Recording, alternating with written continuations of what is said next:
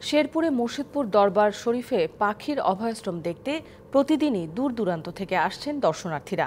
পাখিদের বাসস্থান ও খাবারের জন্য রয়েছে নানা ফলদ গাছ। গাছে গাছে স্থাপন করা হয়েছে রঙিন কাঠের দোচালা ঘর ও বিশেষ ধরনের কলসি। দরবারের খাদেমরা জানান, পাখিদের প্রতি ভালোবাসা থেকেই গড়ে তোলা হয়েছে এই অভয়ারণ্য। পাখির কিচিরমিচিরে মুখরিত পুরো আঙিনা। আর এই আঙিনার দেখা মিলবে শেরপুরের লছমনপুরের নিভৃত পল্লী মুর্শিদপুর দরবার শরীফে আসলে। সীমানা প্রাচীর ঘেরা ২০০ একর জমিতে লাগানো হয়েছে হাজার হাজার ফলজ, বনজ ও ঔষধি গাছ।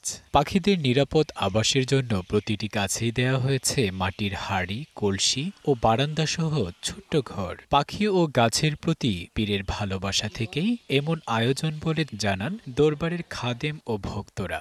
পীর সাহেব যে পাখি এবং গাছের মিতালি তার নিজের সাথে গড়ে তুলেছেন, এটি একটি প্রকৃতির সাথে নির্মোহ ভালোবাসা বলে আমি মনে করি। ইট পাথরের মানুষ থেকে বেরোয় এসে যদি আমরা প্রাকৃতিক স্বস্তি যদি পেতে চাই, একবার এই মুর্শিদপুর দরবার শরীফে আসলেই সেই প্রাকৃতিক স্বস্তিটা পাওয়া যায়। প্রতি গাছে গাছে পাখির বাসা করা হয়েছে। প্রথমে কলসি দেওয়া হয়েছিল, এখন আবার ঘর বাইরে দেওয়া হয়েছে, যার জন্য পাখি সবসময় থাকে, ২৪ ঘন্টায় পাখির শব্দ পাওয়া যায়। ইতোমধ্যে এলাকাটিকে পাখির অভয়ারণ্য ঘোষণা করা হয়েছে। স্বাগত জানিয়েছেন সামাজিক সংগঠনের নেতৃবৃন্দ। আমরা যখন ক্লান্তিতে থাকি, অবসন্ন থাকি, আমাদের মন যখন উদাসীন থাকে, ঠিক সময়ে শান্তি খোঁজার জন্য একটি নিরাপদ আশ্রয় গড়ে উঠেছে এই পাখির অভয়াশ্রম।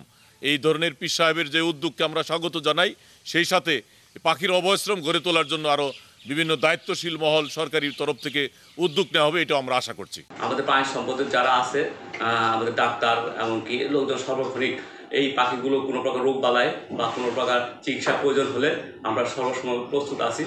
সারা বছর দোয়েল, বাবুই, শালিক, সারস, চড়ুই, টিয়া, ঘুঘু সহ নানা জাতের পাখি থাকে এখানে। চৈত্রে আসে বক আর শীতে পানকৌড়ি সহ বহু অতিথি পাখি। DBC news desk.